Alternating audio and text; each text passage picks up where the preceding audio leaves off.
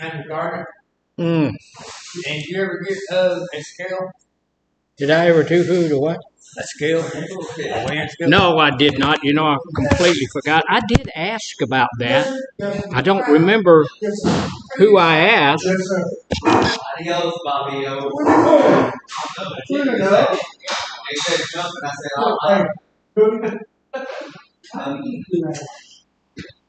I'm not working. I'm not working. Where you working?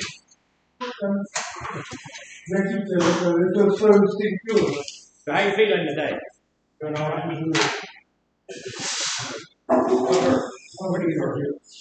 Sure.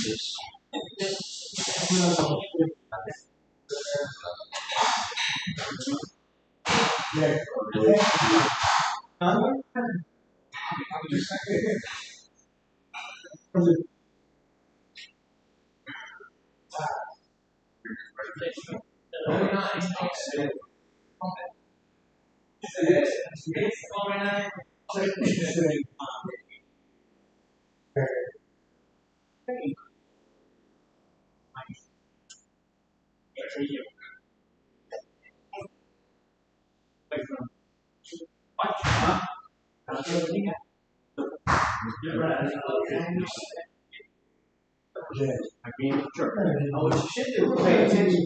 Hey, no, hey, what's in this today? I'm gonna check on that. We need a little something. I got one more.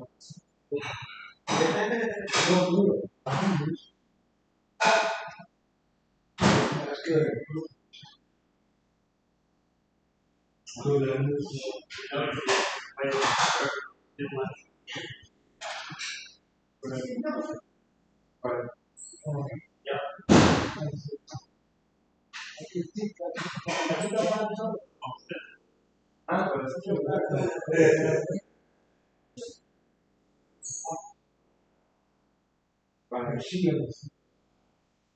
That's good.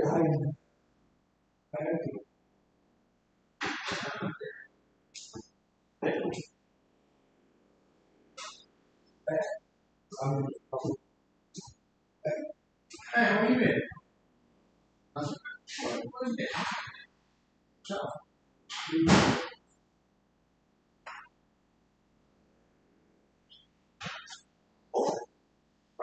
That's in the shower for me.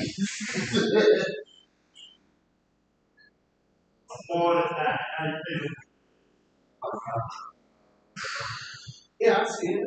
I see it. Yeah. Right.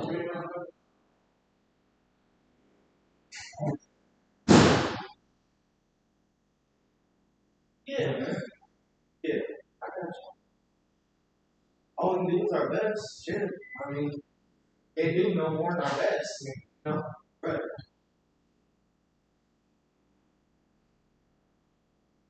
I was closing my eyes, but I couldn't believe what I heard.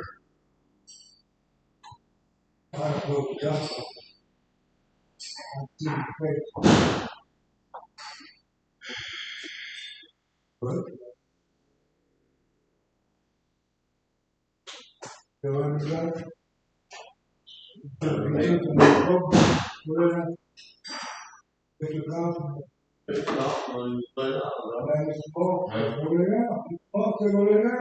You say you got the shot now? Let them know you're not feeling good, you hurt.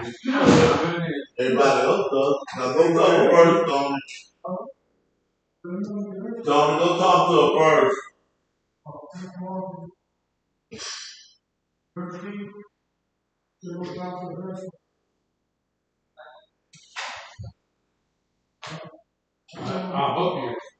Both of you are gonna tap. No doubt. Rock you like a hurricane.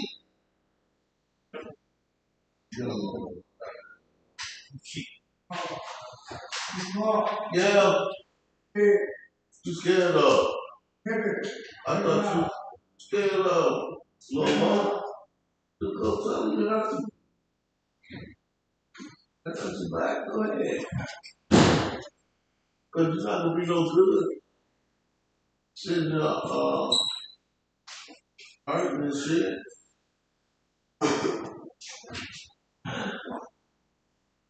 Hey, tomorrow. Yes, sir. Are you gonna burn you one when you tell them? All right. She got to go ahead and with Oh. Leave it go now. Take this. What? The glue is no wrong. That's everything. That don't mean nothing. Just wasn't wrong. Hey, you know go for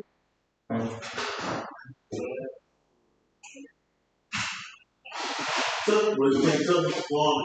I tell you.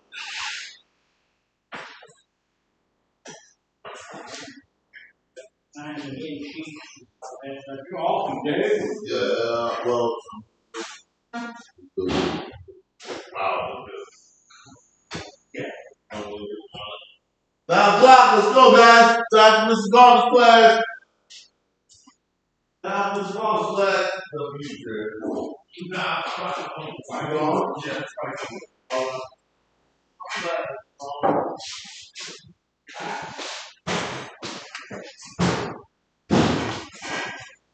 Y'all right? Yep. Mr. Garner's 9 o'clock class, yo. What's that? Well, that is the addiction cycle. Well,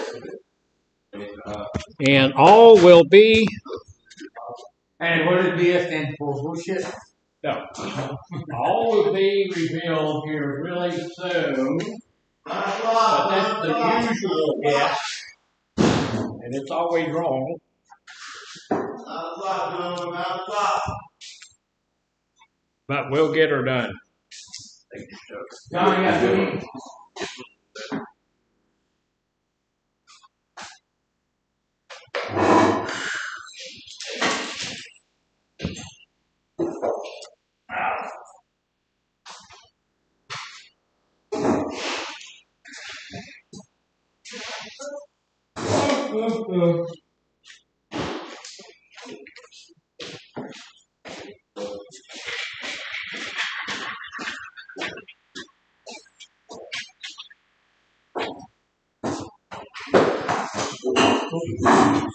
That's all.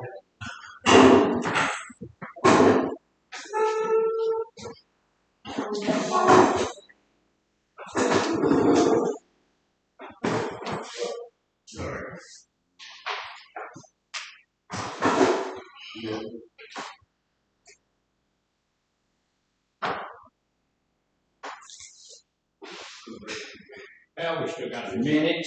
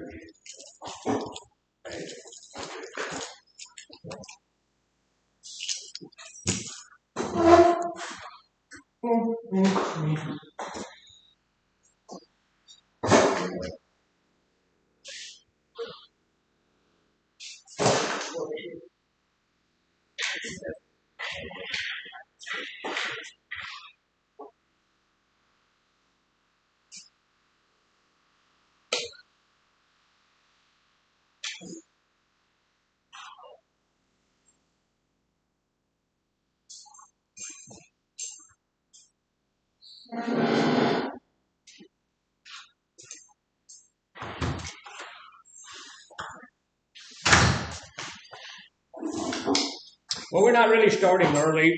I just want to do some real quick housekeeping stuff. And most of the ladies at North show up a little early anyway. But again, we do the same thing every time. But make sure that you sign in on the sign-in sheet. I see it going around over here. Make sure it's legible so people can read it. I have figured out a couple of your scribblings already, but get it on there as well as you can. Make sure you bring your book to every class that you come to. There are some things in class that we need to observe. Um, you know, we're here for the training. We're here for the so what we can learn out of this. Some of these groups, I do understand you ain't gonna get anything at all out of it. You've done it 19 times. You're not going to get anything out of it, and that's understandable. However, there may be somebody sitting next to you that wants to get something out of it. So don't be tapping on the desk. Don't be making unnecessary noises. We're not supposed to be wearing do-rags to group. I know that some people do that. I wear do-rags. I got a couple of motorcycles I wear. I get yelled at about not wearing a helmet. I do have some helmets because my wife and I used to ride. We go across state lines when we go from here to Alabama and places like that. And there's some states you have to have a helmet in. You can't. Mississippi, you can't ride a bike without a helmet. They don't care if the helmet is effective or not. My brother rides his bike with a thing that looks like a hard hat. You can break it with your hand. I have a friend over there who wears one that looks like one of those old German World War I helmets. And it's just like plastic. They don't care, but you got to have some type of something on your head. And so, we do have them, but I've got probably 35 really neat do-rags. Some of them are specifically for wet weather. Some of them are cold weather.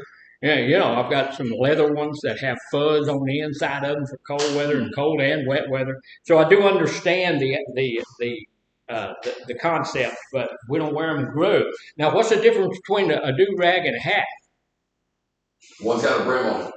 One has a brim on it. I can't tell you that. What's it? Because Mr. Used to, when you came to group, this is the first group I've ever run where it's okay to wear a hat. It's just disrespectful in some cultures where you wear a hat in group. Some cultures, it's disrespectful to wear a hat indoors. So you don't wear a hat indoors. If you're in the military, when's the only time you can wear a hat indoors if you're in the military? When you're under arms. If you've got your pistol on your side or you're carrying your weapon, then you wear your hat. But if you don't have a weapon on, your hat comes off when you go inside. And if you don't, somebody's going to tell you, uncover. But in here, Mr. Farmer has said, well, I don't mind people wearing hats. They can wear a hat, but you can't wear a do-rag. And so, going forward, we're not going to beat anybody up about that, but going forward, let's make sure we follow those rules, regulations, all that kind of stuff. And the other thing is, we can have water and coffee and stuff like that, but we don't eat our meals in group. I've seen people come in with a whole plate full of food. You think you're gonna be focused on what we're doing? Well, no, you're focused on feeding your face, so we don't do that either. So this morning we're on the fourth stage of the physical stuff. We've gone through. You'll be kind of in poor shape. We went through contemplating, thinking about it a little bit. We got to a place where we were caring for it a little bit, and now we're at that place where we're finally going to take action. Time to do something. It's time to do something. And we do that mostly on everything in our lives. We figure out something is wrong. We figure out something needs to change. We think about it. We talk about it. We pray about it. We walk about it. We do about it. And then finally, we take action. We do something. So we take action. You've already begun taking steps to improve your physical health. You're doing something. And that's the most major thing in the world. It doesn't matter what you do, but you're doing something. It means I'm getting up, I'm walking, and I'm doing the same thing every day. I'm going to get up this morning, I'm going to walk. I don't necessarily have to walk a mile, but I can walk around the block, or I can walk out to the front. I can do something. I can get rid of my television. You used to be able to get rid of your TV remote. You can't do that anymore. Back when they first came out, there were still knobs on the television where you could go change the channel and stuff on the TV. You can't do it without the remote now. The remote's the only thing that works on the television. So you can't really get rid of the remote and go up and change the channel. You just can't do that. But You can, instead of that, you can walk around the house, do something, walk back and forth, and do those kinds of things. So, do something. That's the most amazing thing. You need to get up and do something. But you haven't yet practiced consistently or gained a state of maintenance. What's a state of maintenance? Take care of yourself every day. Yeah, that's doing something, the same thing, maintaining it. This is the thing that we want to do with our recovery. We want to get into our recovery, and then we want to maintain our recovery. We don't want to get into recovery and then get out and relapse. And, this is one of the things that happens to us. I know in my own life, I've suffered relapse more than I care to mention, but I will tell you this, that the greatest day, the second greatest day in my life is when I got to that place where that relapse was right there and I managed to get past it. And I didn't have to deal with that anymore. And so, at this point in time, I'm still susceptible to that, as we all are. We are all susceptible to that. I had a guy that I knew that was clean for 30 years. And then one day, he took all of his money out of his 401k, left his wife, took off, went and bought him a new pickup truck and a boat. And wow, he relapsed. He got back on alcohol, went out, and never came back as far as I know. I know they got a divorce, sold the house, they're all kind of crazy mess. So it can happen the rest of our lives. It does not feel like that's fair, but we just need to know that that's there. So this morning, what we're going to be looking at real quickly is the addiction cycle. How does that happen? How does the addiction happen? And if we understand the addiction cycle and all of that kind of stuff, now we're here, we're experts on it, we already know. But that also helps us when it comes down to points like a relapse, when we're going to go back to relapse. When we get, because the end part of the addiction cycle is going back through it again. That's why it's called a cycle, because it goes around and around and around, and we get stuck in that thing, and there's a place, not on this cycle, we're going to look at that next week on Monday, we're going to go through the second cycle, which shows us there's a place that we began to short cycle. We don't necessarily go around this whole cycle, we get up to a point and then we short cycle, and that's when we're in addiction. And so if we can figure out how that works, then maybe when we get out there and we can see that thing coming, we can head that off, because we want to head that off. And I know that everybody here knows that that's not pleasant.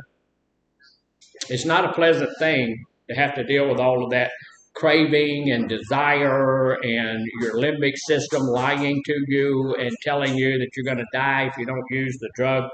But, it's a unpleasant thing that we have to do, but we have to do it. So up here is this is the cycle, and this is that's a worm, but it kind of looks like a worm.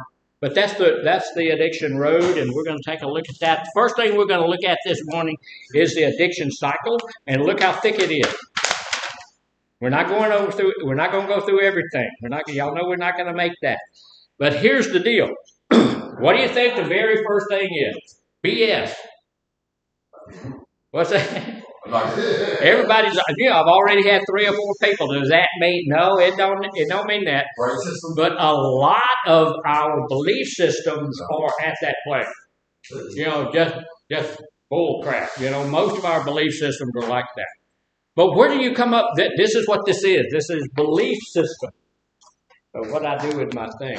So the BS is our belief system, and a lot of our issues start with our belief system. So this is what I believe. This is my belief system. I didn't leave me enough room to write it. So that's my belief system. So where does my belief system come from? Observation, experience, and intuition. Observation, experience. What was the last one? Intuition. Intuition. Yeah, our belief system comes from a lot of different places, but everybody's belief system comes from just about the same place. Right. Yeah. So here's the deal. Our belief system are what? It's a set of values. We all have values. Some of us have different values. Set of morals.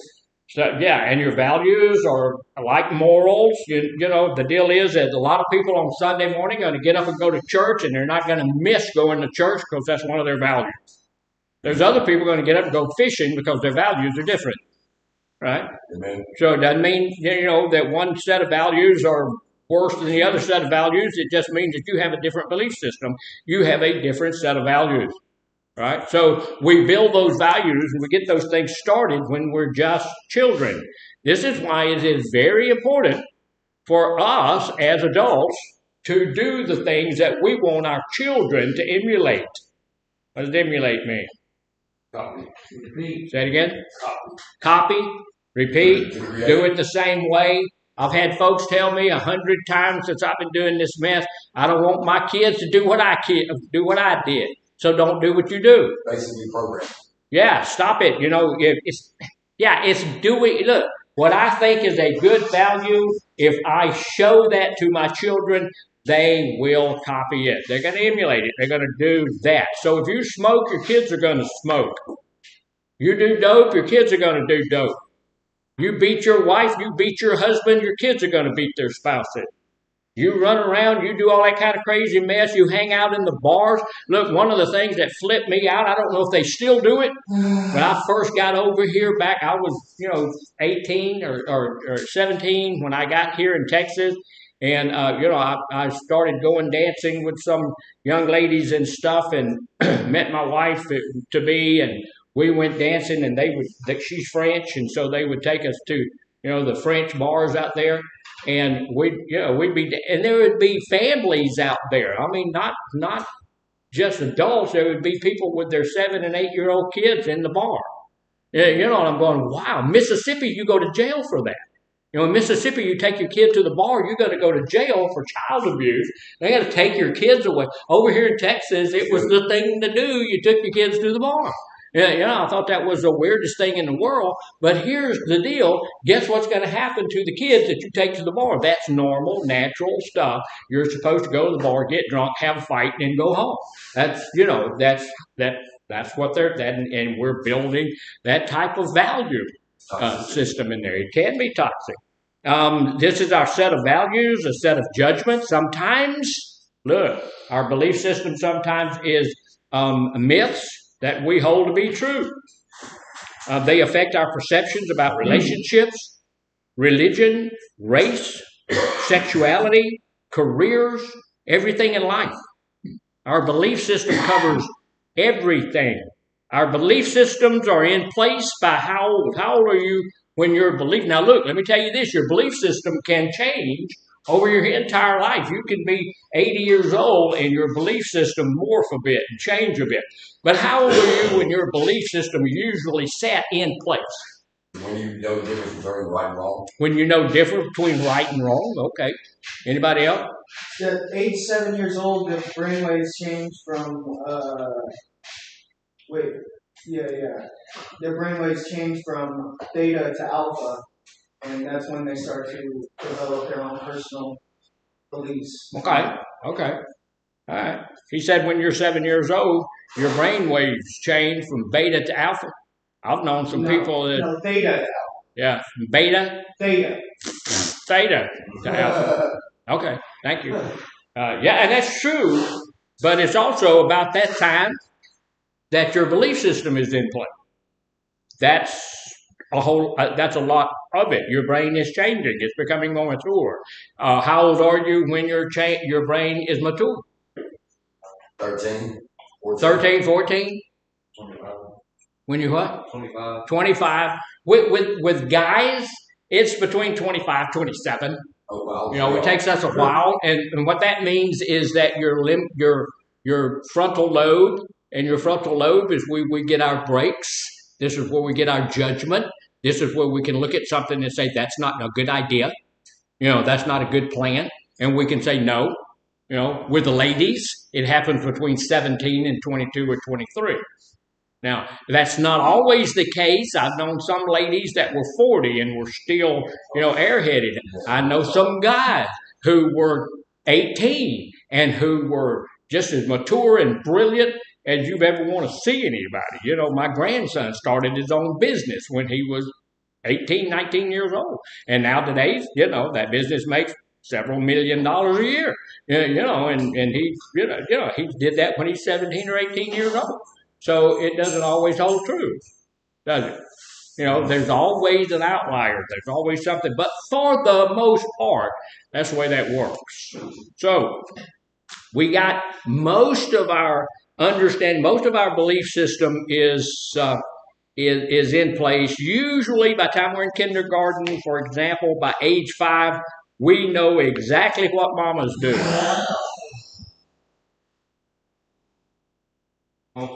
Yeah, don't do that. Don't do that.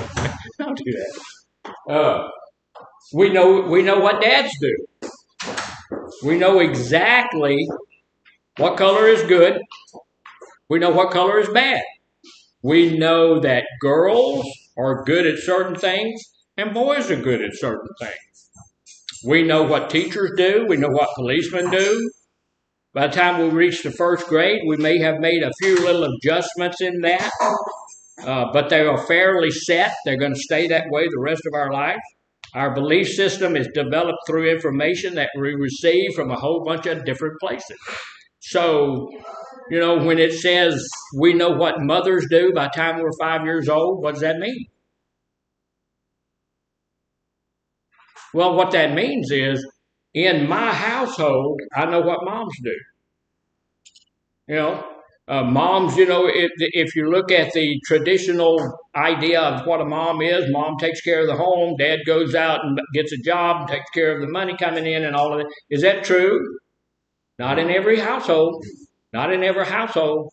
There's a lot of places, where the mom's doing everything, dad's sitting at the house. Okay. So, but the kid still knows what dads do. Dad plays video games. Mama works 4 jobs. Moms are supposed to go work, do 4 jobs, come home, cook, clean the house when she gets home. Dad plays video games. What do they do that at? I don't know. But that's some families are like that.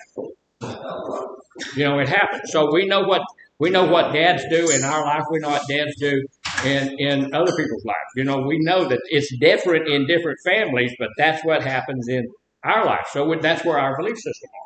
That's where our belief system is. We know what policemen do.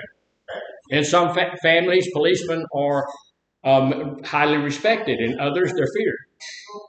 But that's because of what the family has said. If you got a 5-year-old kid who is afraid of the police, then that come to him from his parents, and that's not a good thing. And so we have that belief system set in place. We've got that from our parents. We get it from our teachers. We get it from our religion.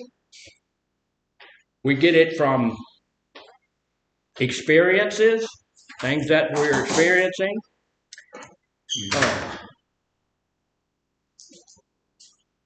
So once we have a belief about something, it is very difficult to change it. Right? We can wait till they're through. That's interesting, isn't it? I don't know. So,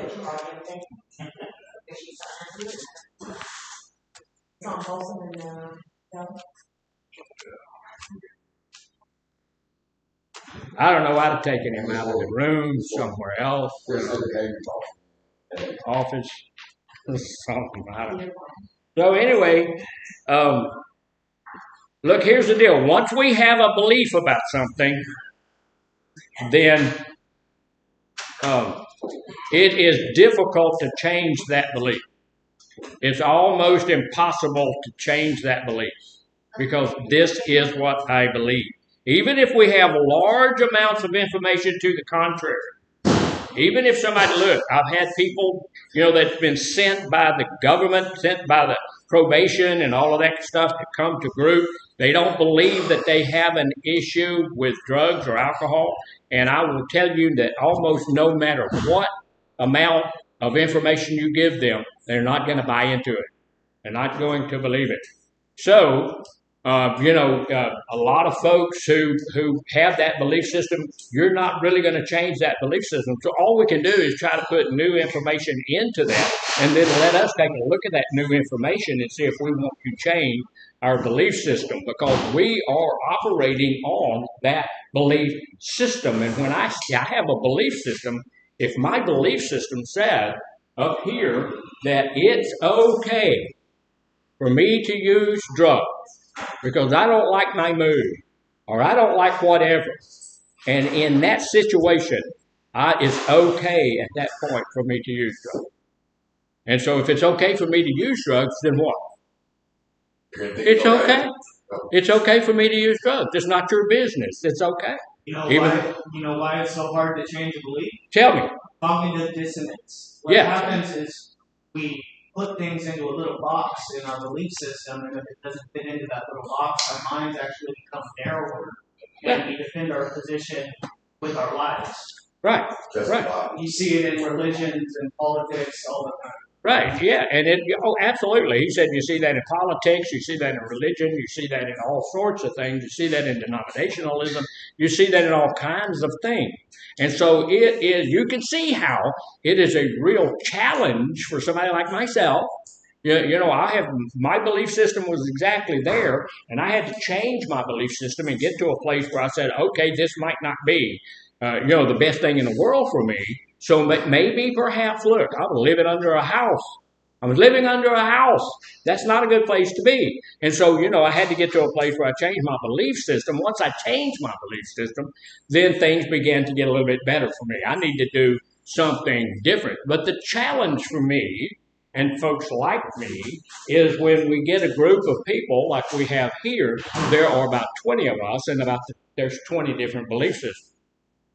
And I don't have any clue what your belief system is. But I'm telling you, not my belief system, but the belief system that the AMA and the APA has come up and said, this is what we need to do. And, we need to change our belief system and get to this place. And it's a real hard row to hoe to get that done, just because exactly what you said. I need to talk to you as well. Once we have a belief system about something, hard to change. It takes great courage to challenge a belief that you've held for a long time.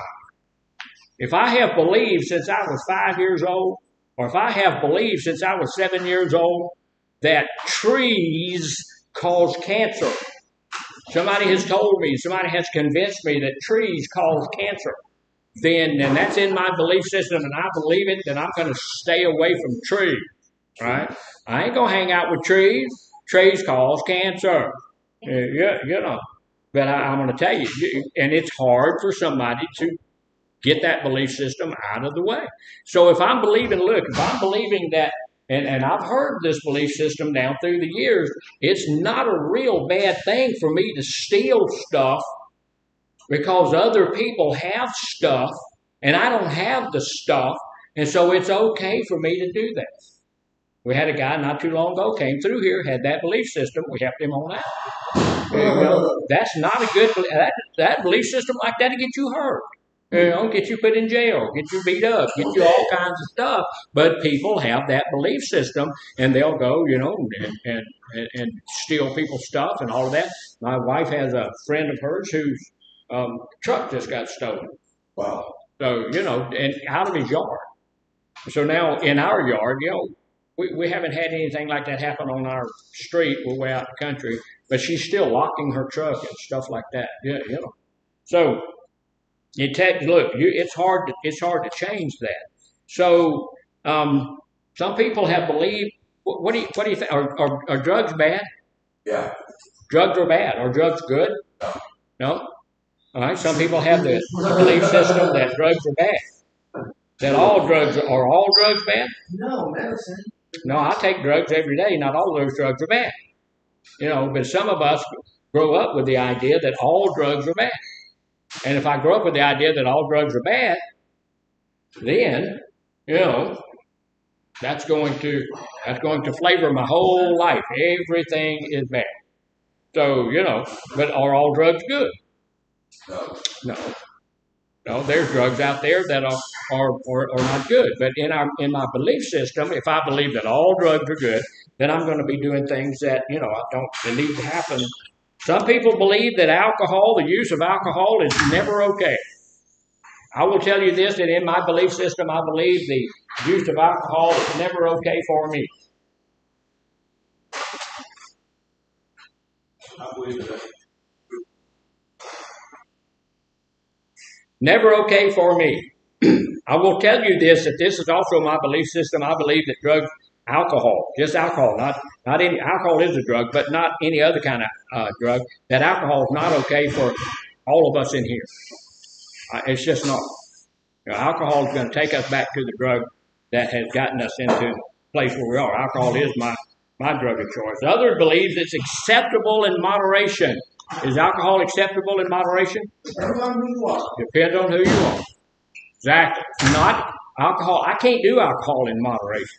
You know when an alcoholic stops drinking alcohol? When either he's dead or there's no more alcohol in the world. When it's all been drank up, then we can stop. But until then, we can't stop. So if I go out and have a nice cold beer, I know that there's more beer in the world. Can associate those two words. Say it again. Nice beer. Nice. Yeah. Oh yeah, nice, good cold beer. I used to drink. I drink everything. What's the worst beer in the world? Hot beer. Hot beer. What's the worst beer brand in the world? Milwaukee size. Milwaukee. The B11. Third. Bad Dog. Mad Dog's not a beer, I don't think. But when you look, it's all about advertisement, because the most bitter beer, because the beer is made with green hops, because they make it with green hops on purpose, is Budweiser. Budweiser has the highest level of acidity and is the worst tasting beer on the market. It sells more beer than anything else. The reason for that is the commercial. Budweiser and the Clydesdale thing. I'll drink that. It's actually made they feed those horses the grain, and when those horses go to the bathroom, they catch it, and then they sell it. That's true. That's true. Yeah, I disagree with that. Look at that. He got best taste. Yeah. See, his belief system. See, his beliefs all screwed up, all messed up. So anyway, some people believe that it's never okay. Others believe that it is acceptable. Some people believe that getting drunk occasionally is okay.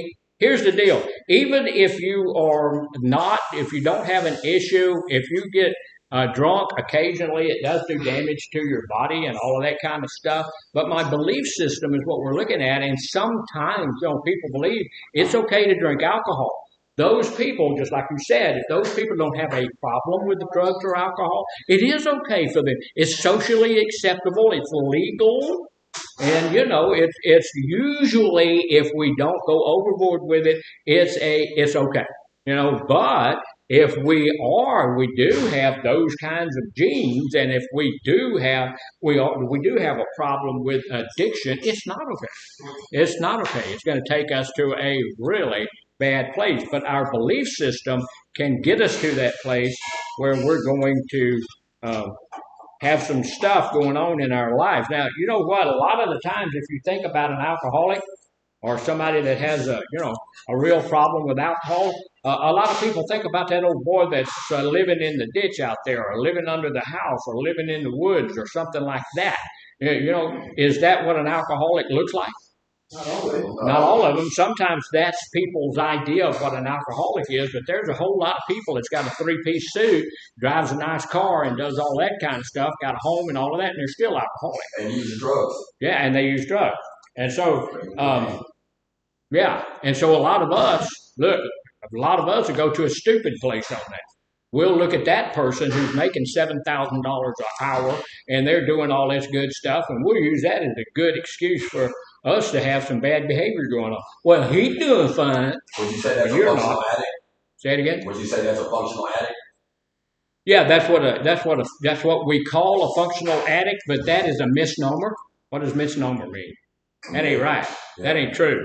That's not real, because that person may go over there and go to work today and drive home today, but he's being really abusive to his family. He's doing all of this kind of stuff. He's destroying his own health and all of that kind of stuff. So he's not a functional addict. He's an addict that's got a job. You know, that's a little different. That's a little different. So here's the deal. Are you talking about me? Nah.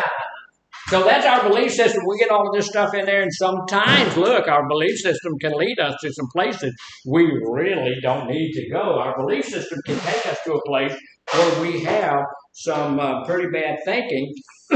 So this next thing here, IT, what does that mean? What does it mean? Yeah, this means impaired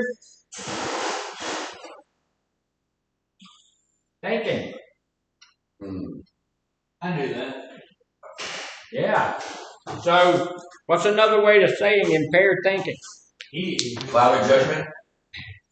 How about stinking thinking? Yeah. Stinking thinking, distorted thinking. We have a thing in our book where we study distorted thinking. You know, that gets us to a place where we think completely incorrect on things. Impaired thinking means, look, impaired thinking, and we all do this, but impaired thinking means that our thoughts are damaged. We're thinking incorrectly. We have some stinking thinking going on, and we think, look, this is okay for me to do this. It's not. It's not. It's okay, and this is something that really it frustrates me, because when we tell people you got to stay away from old people, places, and things, nobody does that. Nobody does that. We all go back out. We all go back to the same old people, doing the same old things in the same old places. We have the same old people that we were getting high with yesterday pick us up when we get out of treatment. And they got high the day before. And they're going to come down there, and they may be high when they come pick you up. And they pick you up, and then, they've got, a whole bunch of marijuana and some beer and all that kind of stuff in the car when they pick you up. And we say, well, I'm going to be, I got it this time. No, I ain't got a chance of a snowball in Phoenix, Arizona. Yeah, but we don't do that. We think, look, that's what we're talking about, magical thinking. We think, okay, I went through treatment this time, I'm going to be able to do that. Not if we don't do what treatment says do. Treatment says don't go back to those. What are you going to do? They're my ride. Get another ride. There are others to walk. Do something like that. So it means this is also known. What's another good word for impaired thinking or damaged thinking? Compulsive thinking. What is it? Impulse thinking? That's a good one. We were talking about that on Monday. But no, a good word for it is denial. Yeah. So that's what stinking thinking is. That's what impaired thinking is. I'm just denying. When I can sit down and I can look at my life and I can see that, hey, I've lost my spouse, I've lost my house, I've lost my car, I've lost my job, I've lost my health, I've lost my sanity.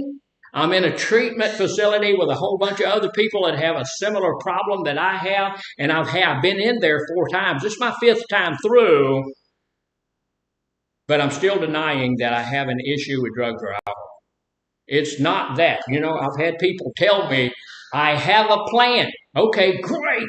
We have a plan. We need to have a plan. That's why we have a discharge plan. The discharge plan is to keep me away from my relapse triggers, my warning signs. I'm going to stay away from all those things. What's your plan? I'm going to use in a completely different way. Okay. I'm not going back to the bar. Man, I'm through with that. Not going back. You know what I'm going to do, though? I'm going to get me a 6-pack of beer. I want to take that home with me. Never drinking outside my home. Is that a good plan? No. Well, it's not a workable plan, because the moment, let me tell you about this, the moment I drink that one beer, it won't be a Budweiser. And usually it probably won't be beer. My drug of choice is vodka. Once I had that, if I took it home and I had that one little drink. After you have that one little drink, your ability to reason goes away.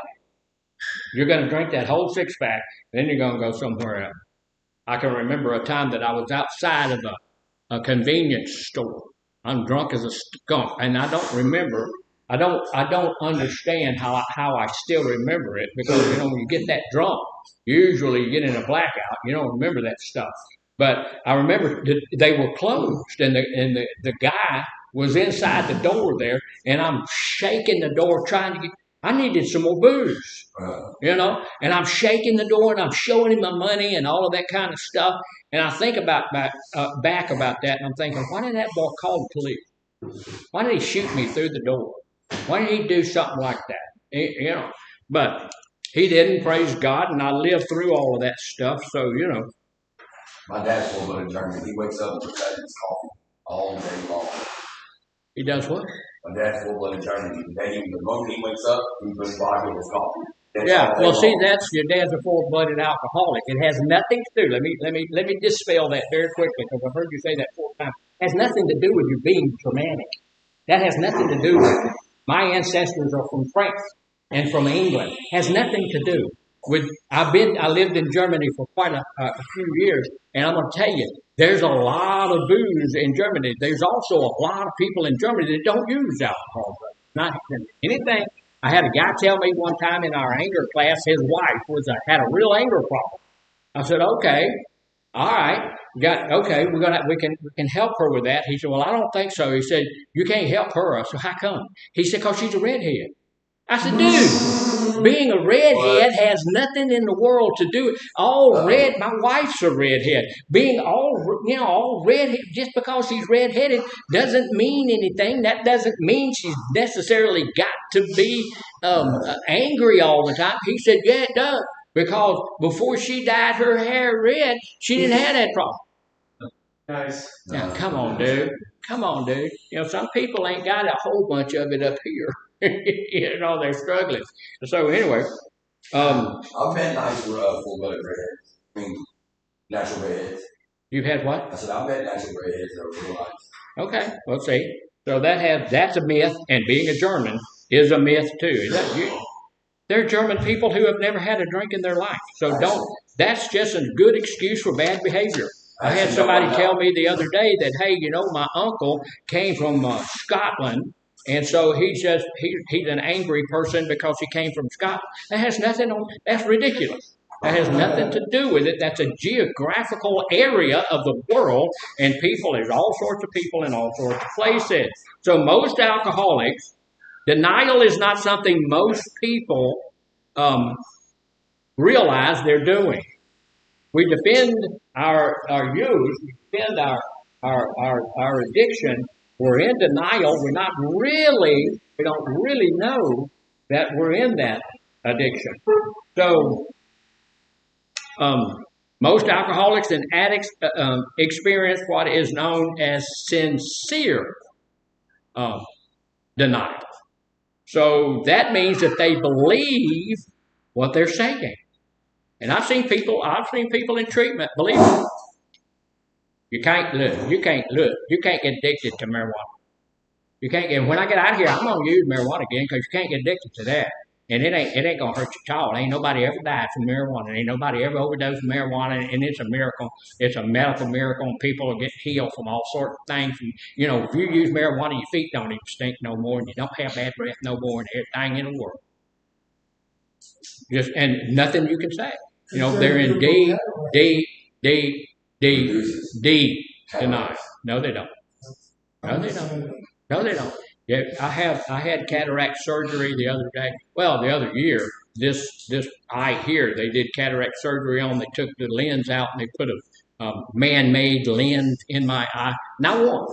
I saw 2 doctors. Not once did any of the doctors that I saw, the surgeon that did it, and I've been going back to see him for the last 5 years, not one time, not any time, not one time anywhere did any doctor anywhere say, hey, if you just smoke marijuana, that'll help that there cataract. It'll go away on you.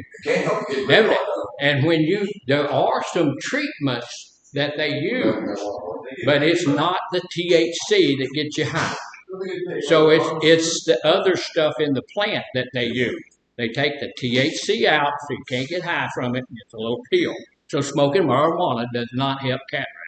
If you get high and you don't care, I can't say. So going on forward, now sincere, they really believe what they're saying so much. Now listen, this is important. So much, they believe it so much that they have feelings around the denial. See, look, let me tell you this. When we're in denial, we get angry when somebody tells you the truth. When somebody says you shouldn't sleep in groups, we get angry about that. You shouldn't sleep in groups. You should sleep in groups. When we say, look, marijuana is not good for you. And people get angry about that. It's not because they want to use it because they have cataracts. It's not because they want to use it because they have stage 4 cancer. They just want to get high. And they want it to be okay. And it's not. It's not. So, that's stinking thinking. As long as our thoughts are impaired, as long as we are in denial, no new information can enter into our thought system. The denial is like a door that blocks out reality, keeping us in the cycle. We're going to stay in this stupid thinking. We're going to stay there. And so the addiction cycle itself, that's what this AC on the bottom is. Addiction cycle. Okay, right.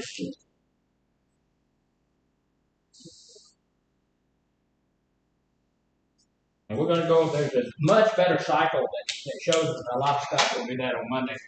But when we get to that place, what did I do? I lost it. I lost my addiction cycle thing. Got to be there. Not there it is. I have them in the room. Okay.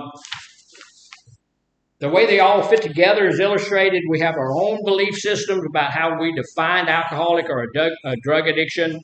A lot of people have the belief system that people who use or who use every day and who do this and who do that but don't do like I do, they are having the problem with all of that stuff, but we're not having it. And then we have these, we get into a place of having impaired thinking and all of that kind of mess, which leads to that impaired thought denial. Anytime someone combats our use or confronts our use, then we experience the next thing, which is unmanageability. When we get into this stuff, get into this cycle, we're going around this way, and we're going to get to a place that's a U, and that stands for unmanageability. At some point, the big book tells us our life had become what? Unmanageable. Unmanageable. And what does it mean when my life is unmanageable? You have no control. Yeah, I don't have any more control over it. Consequences unmanageability is the consequences as the result of using. Consequences we're talking about are types that cause pain. Unmanageability may look like physical problems. My use of drugs and alcohol can cause me all sorts of physical problems. I have had people in my group with all sorts of physical problems caused by the use of drugs and alcohol. I have seen people even more than physical problems. I've seen people, have lots of people in our groups that have had emotional problems, mental problems, all that kind of stuff. Some of the physical problems that we can have when you first start out are hangovers. In the early stages of alcoholism, early stages of using alcohol or using any kind of drug, we have more accidents than people who have been using for a long time. Why is that?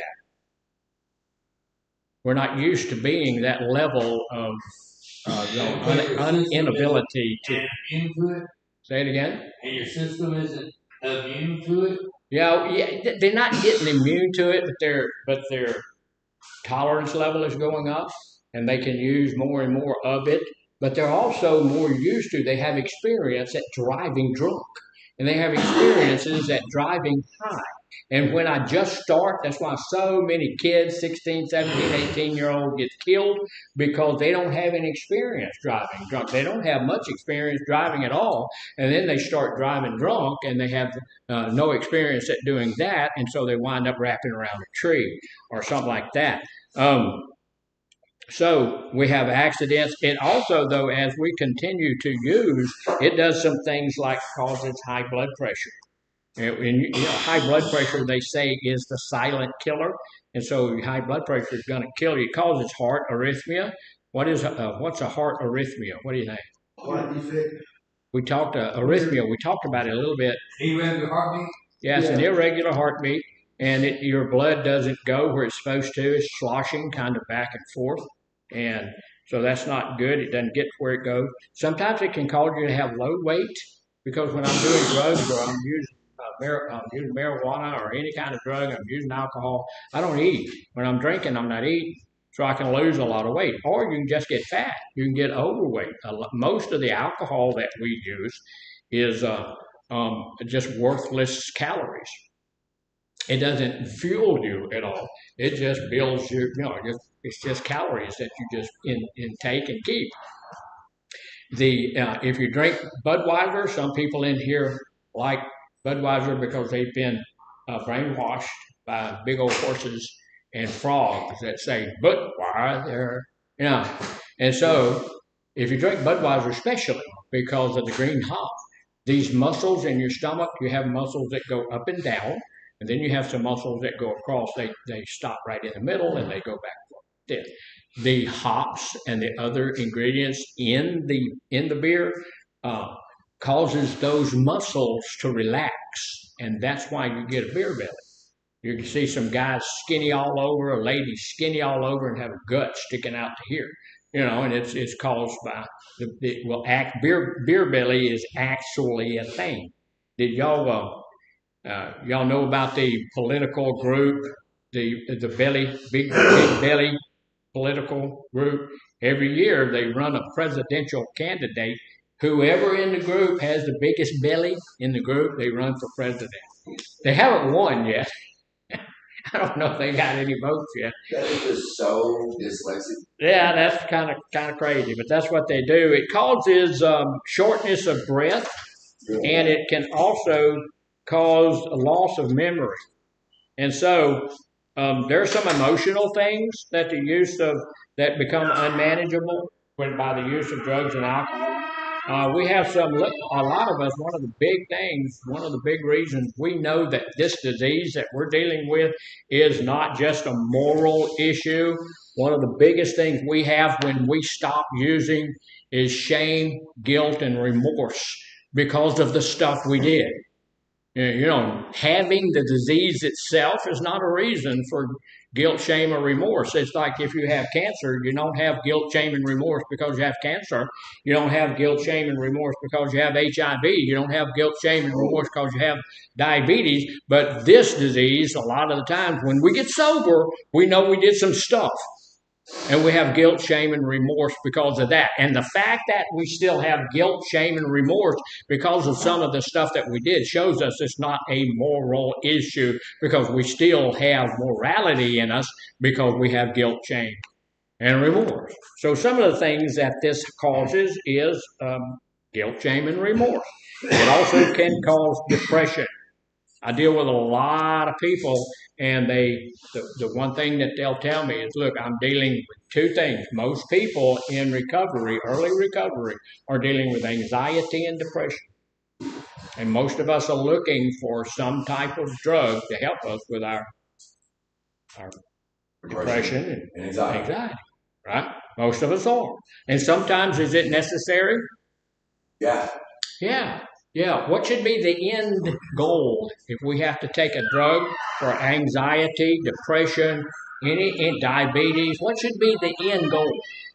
To not have to take the medicine, to get off of the medicine. So a lot of the things over a period of time, usually some of the time, not all the time, but we get just kind of addicted to whatever drug is helping us to get past that, and we stay on that drug forever and ever and ever. But we should go on to a drug, and I talk to my doctor about it. I don't go on to a drug when the doctor says, okay, we need to put you on this drug. Okay, how long am I going to be on that drug? What does that drug do, and how is that going to affect me physiologically, psychologically, or emotionally? The doctors don't like the doctor. They don't. But, I am a doctor.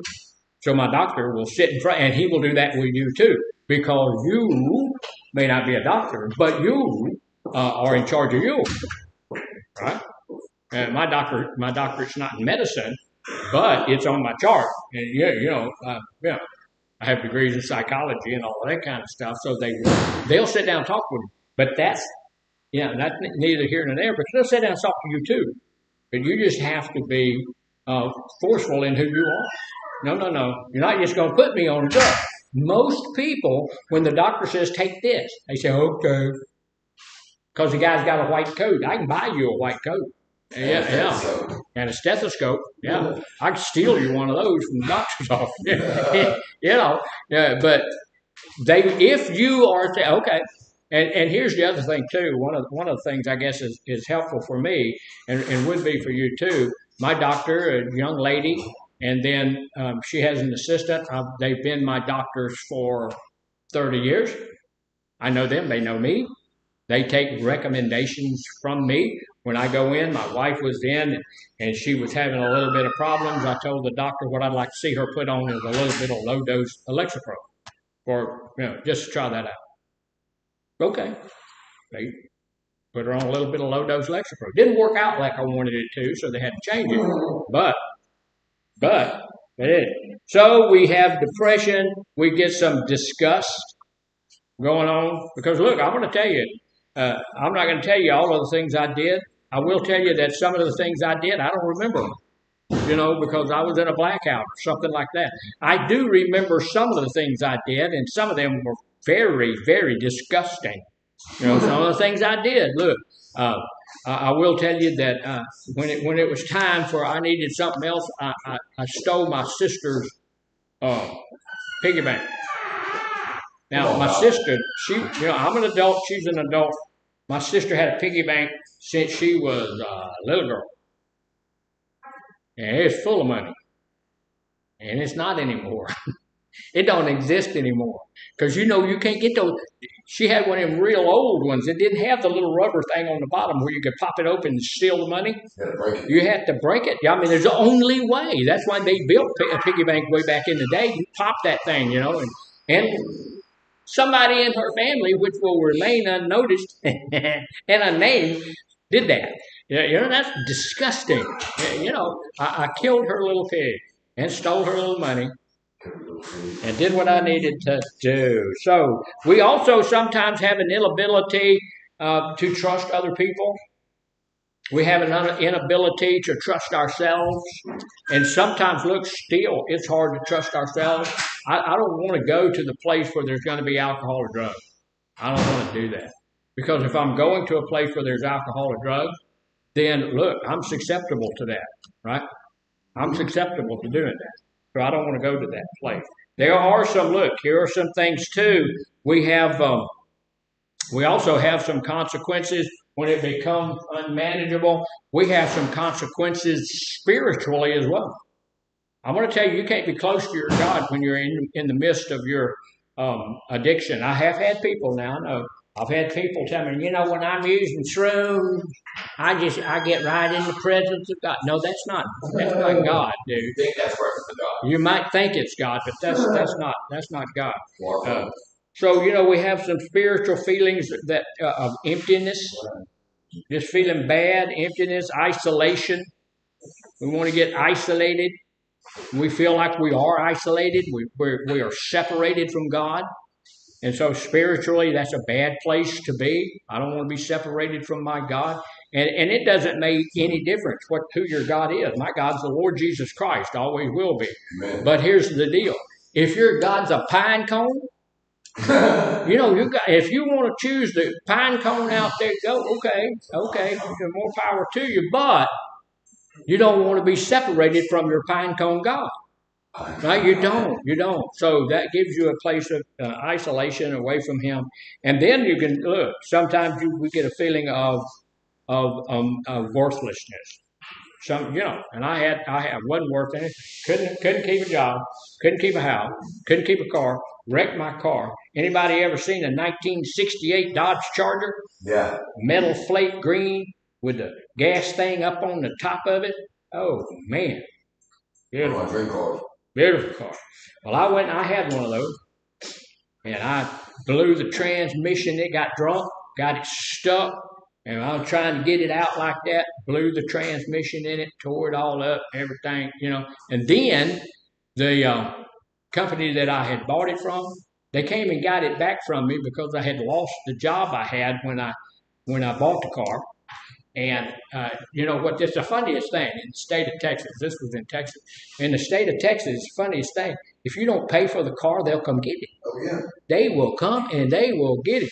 And I thought it was a funny thing. Come get it. If you want to come get it. Transmission blew out of it. They came and got it anyway. No truck. Sure. And so I guess they fixed it and sold it. Man, I tell you what, I would really like to have that car today. That was metal flake green. I thought it was the baddest thing on the face of the earth. It had a 318 engine in it, which is not. It's a beautiful engine, but it's not a very fast, not a very big engine. I was out on Highway 10, and a vet came up beside me, and I went, hoo, hoo. The vet went, whew. I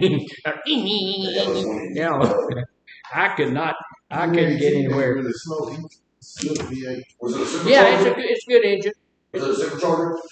I don't remember. I don't think so. But it was a good engine, did all that kind of stuff. But here's the deal. Look, our belief system is those set of values, judgments, myths that we hold to be true, and they affect our perceptions about everything: relationship, religion, race, sexuality, careers, age, what we believe about drugs, alcoholism, addiction to drugs will be with us until we gain the courage to change those addiction or those addictive thinking. In our impaired thinking, we don't really see the reality or the truth about things. The big book says we have a disease of perception. Say it again to me. The big book says we have a disease of perception. Yeah, We have and I agree to that to some extent. We have a degree of perception. I mean, the disease of perception, because our perception can be completely screwed up. It can be really not true. So we don't see that. Chemical dependency, impaired thinking is denial. The main forms that we take in chemical dependency when we get into denial is we rationalize things. What's that mean? Justifying, making excuses about using. I can't sleep, so I drink a little bit or smoke a little pot to help me sleep. I've had people tell me stupidest things. I can't sleep. I can't. I haven't slept in 2 months. I have not slept. Now I'm telling you. Now I know you don't think it's true. I have not slept. And yes, you have. Yeah. Yes, you have. You would die. Yeah, You would die if you hadn't slept in 2 months. Don't tell me you hadn't. And then you watch them during the day. They'll take 900 little power naps. Right? You watch them. They're going off. They're having all these little power. So, minimizing, making our chemical dependency seem less severe, less serious than it is. Sure, I drink. I don't drink that much. I only drink beer. And, real alcoholics drink liquor, and they drink it all day long. Not true. And then we blame other people because, I did it because I had to. Had a guy come, he was working at the local motorcycle shop, and he told me he could not quit drinking. And okay, why? Every day the boss came out with some bottles of booze and made everybody have a drink. I say, there ain't a man on the face of the earth can make me have a drink. You ain't big enough, you ain't bad enough, you can't make me have a drink. You're doing that because you want to. That's a good excuse for bad behavior. Yeah, honey, I have to drink 'cause if I don't, I'll lose my job. Well, lose your stinking job. Go somewhere else. You're a good motorcycle mechanic. There's thousands of shops you can go to work in. So, anyway, denial. It cuts us off from reality. The truth that lies outside of our head ceases to exist. The only truth we're looking at is the one that's inside of our head. Most of the time, that truth is not the true truth. That sounds weird, but that was true. We're just about through with this. I know it's time for break. Unmanageability is the consequences as a result of our using. We have all sorts of physical, emotional, and spiritual consequences as the result of our using. So, that was the first half of this. We'll do the second half of this. Y'all come back in about 20 minutes after, and we'll start again.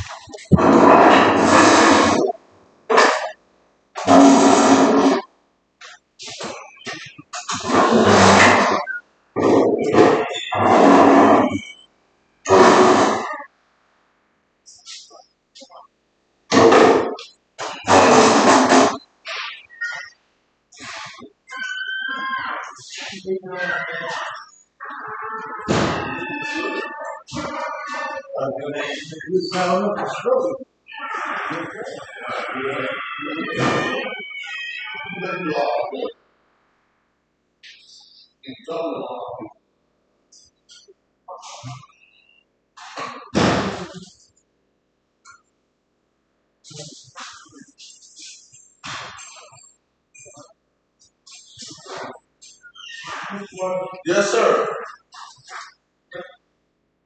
What I do? Bitch. No, sir. Not I said cat.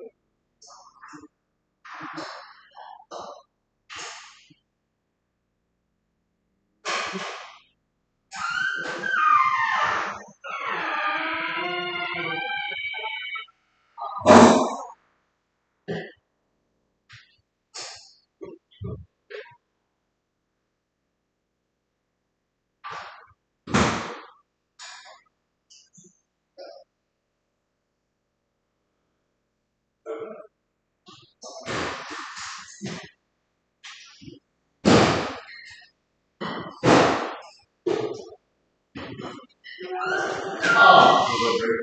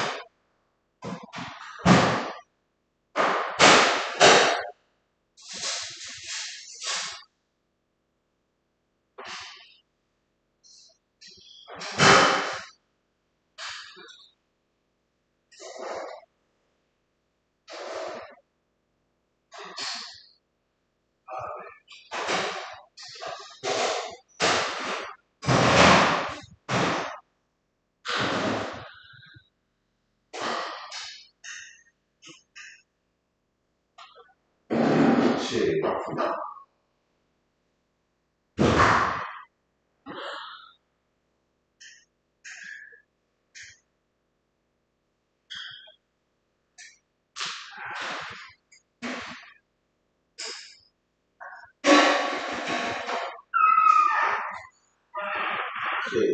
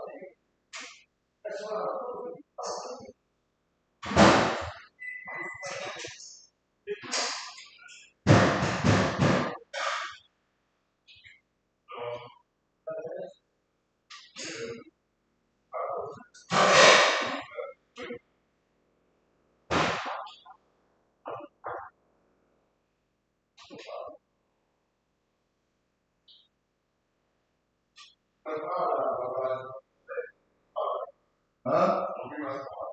Okay. Okay. Yeah, I figured. What's up, man?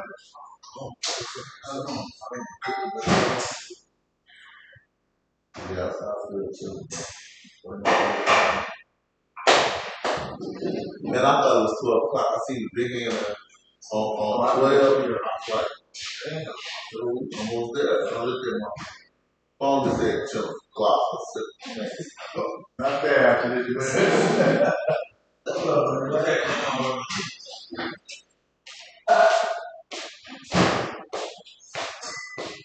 Hey.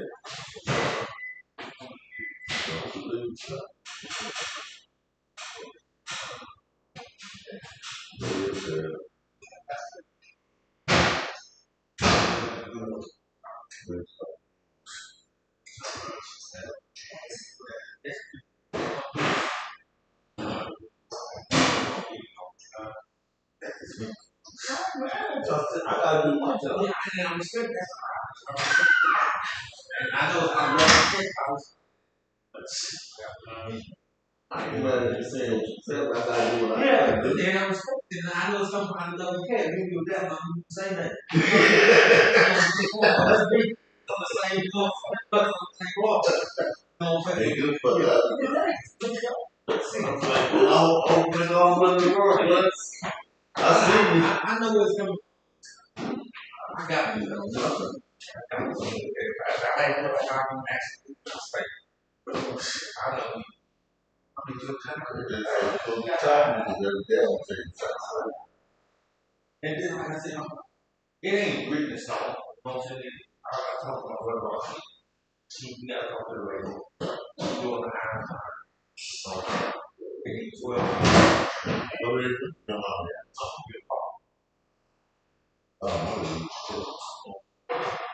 That's I was talking to past my sister. Yeah.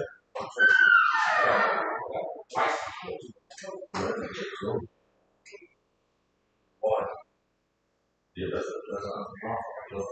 that was basics. You know, especially in the days.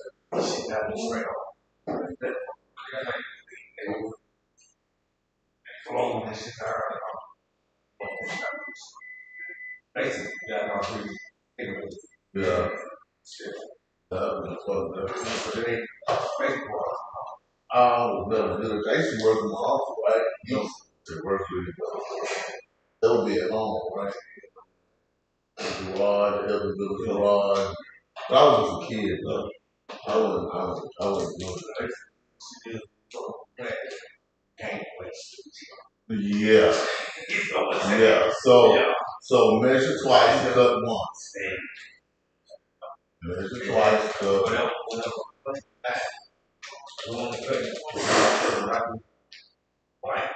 If I be a email on the job site, will I have one? I'm gonna get the best person to know how to use skill song. Do all myself. Once I do all my business, my place, find out, take the measurements, possible strings, person I know, so I know straight line cut, no reasons, none of that. Know what I'm saying? Because you pick and choose. Trust me. I know all the formulas how to do it. Trust me. But guess what? You will. Okay. Yeah, that. That's just like,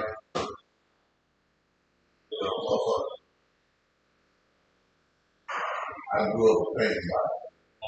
I know that's what I mean,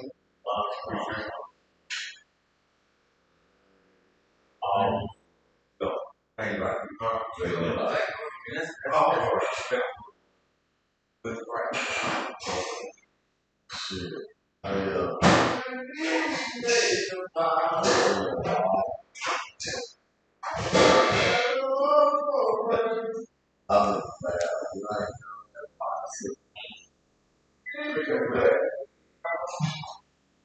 He kept the manufacturing color. I always saying it down.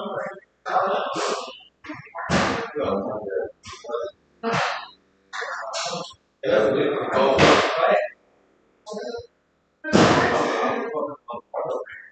Like no one police sales.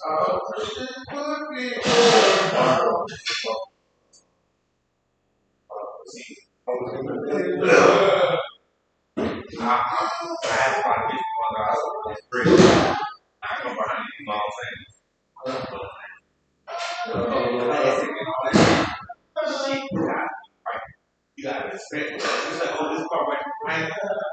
You don't want. No. There it is. It's kind of ripple in time. There it is. Back then, over the motherfucker. That one little feel like that. Feel like that. That all around or whatever. Yeah, then you got the ice up. What they had. Box. Yeah. They're saying all this shit. They see what they like. Like I said, like I told you. I'm down. But they told me to come here. I'm there. I ain't food that I know is take you 3 days to straight. No, it is what it is. Most of it, you know, that go out. When my work was I don't know, I just want to yeah, but time. What was young you? My craft is my craft. I want to do the day. Got no and it got me. And I ain't doing no rushing, none of that. Like, I love it. That's all. That's fine. 8, 9 years old. Oh yeah, that's something different, man. You're a child.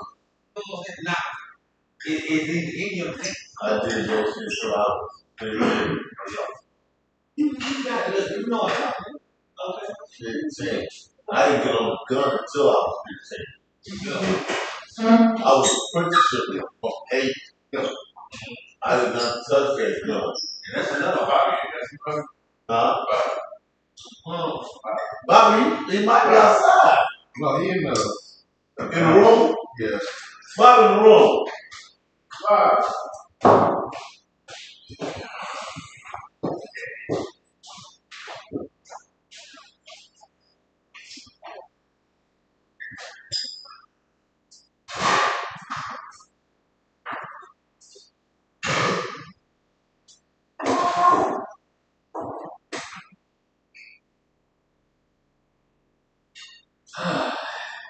Take a deep breath. Yeah, it'll be all right.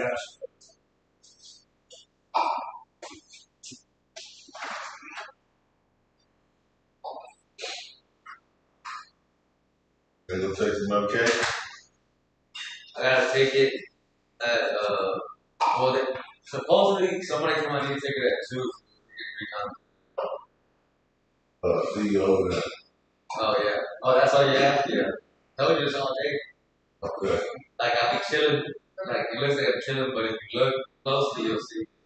That's what I said. I was like, yeah, it's not really. I thought it was 12. Yeah. Normally about 12. Well yeah, because I was only taking it once. Yeah, okay. But now they put it for 3 times a day. Oh, damn. Like they try to space it out. Okay. So I was like, 15 apples, 20. 20. Let's get them ready.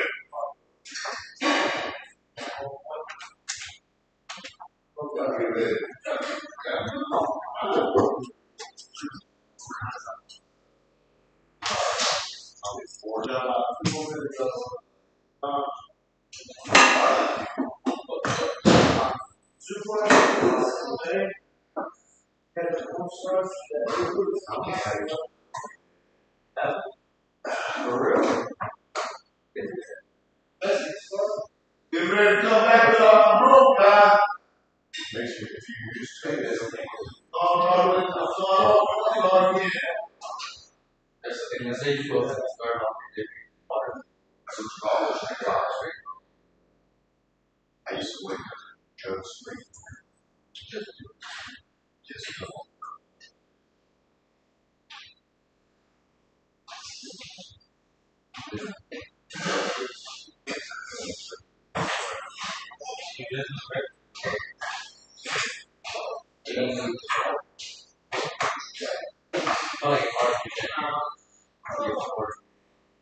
Yeah.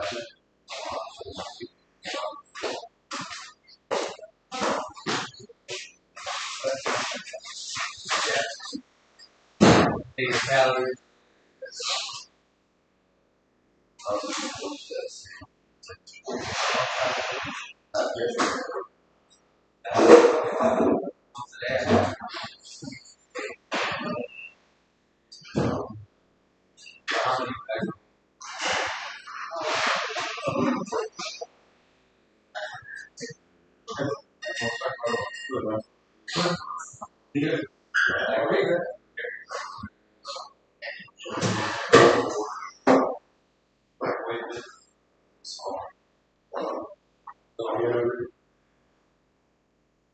You play for the Ravens, right?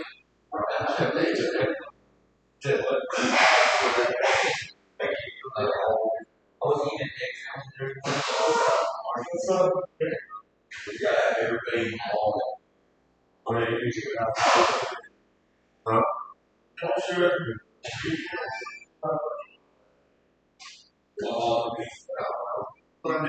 To the freestyle radio, you should run it. Yeah.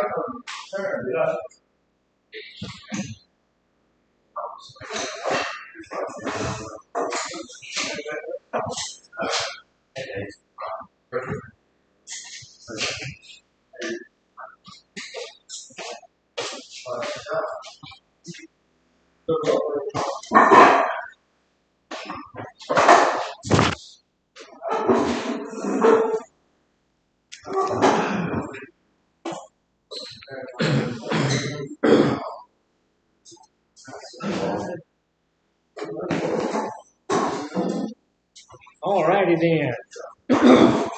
We're going to get started back. We're not going to be here that long. We're starting a little bit later than usual, and I got to quit at least about 5 minutes early. We're having a meeting, training, we're going to be doing at 11. So we'll shut it off a little bit early, but we went over the cycle, and now we're going to go over how addiction develops. And look, here's the deal. And I don't have any doubt at all that most people know exactly how our addiction has developed. But we want to go over it because the state requires it, and it is good information. So sometimes people, and I have had people tell me, I have no idea how it happened. I myself was a bit surprised that one day I woke up and was really badly in need of something. I needed to have a little something. And, you'll see on television and you'll see on the movies and stuff. You used to see it a whole lot. Don't see it as much anymore. You see when people say, I need a drink. And that's when you get to the place where you understand that there's something going on that might not be in your best interest because I shouldn't need a drink. There are people out there who want to have a drink. Okay. They don't have a problem. When it came around to me, it was need a drink. And it kind of snuck up on me and it surprised me because I woke up one day and I needed it. And I don't, and then I woke up every day past that and I needed it. And I needed 2 or 3 times during the week. So we'll look at that a little quickly and then we'll get this done. I appreciate y'all paying attention and stuff.